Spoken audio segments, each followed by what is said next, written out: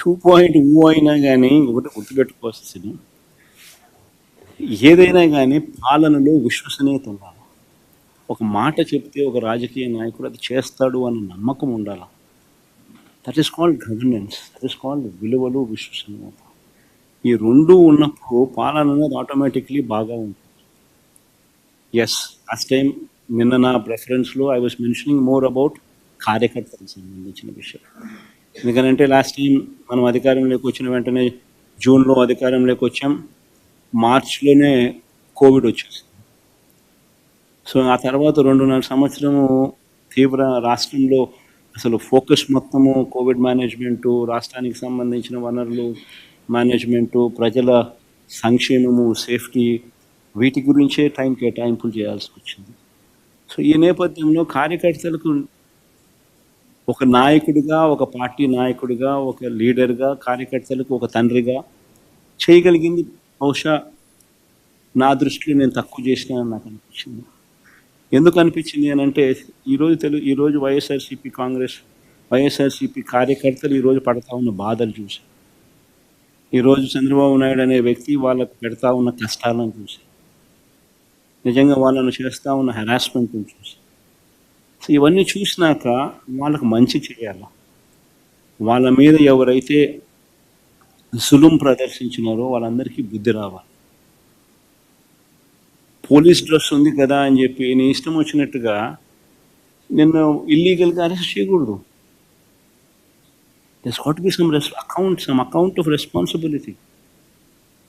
అలాంటి వాళ్ళతో, ఆ అన్యాయం చేసిన వ్యక్తితో, అన్యాయం చేయబడిన వీళ్లకు సెల్యూట్ కొట్టించి క్షమాపణ చెప్పిస్తాం. ఒకవేళ అలా చేయకపోతే చట్టం ముందు నిలబెట్టించే కార్యక్రమం చేస్తాం. ఇలా ప్రతి ఒక్కరికి కూడా గవర్నమెంట్ అంటే మీకు తోడుగా ఉంటుంది అన్న నమ్మకం కలిగించే విధంగా ప్రతి అడుగు వేస్తాం. వైఎస్ఆర్సీపీ 2 పాలన కార్యకర్తలకు భరోసాగా ఉంటుందని మాత్రం ఖచ్చితంగా. So you've talked about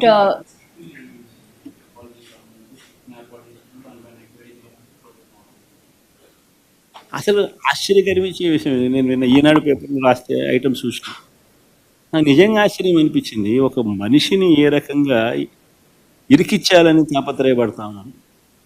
అసలు పెద్దారెడ్డి కొడుకు మిథున్, అది రాసింది కదా ఈనాడు రాసింది, పెద్దారెడ్డి కొడుకు మిథున్ అని చెప్పి రాసింది. సరే, మిథున్కి ఏం సంబంధం? ఆయన పార్లమెంట్, లోక్సభ ఫ్లోర్ లీడర్. వాళ్ళ నాయనది ఏ పోర్ట్ఫోలియో?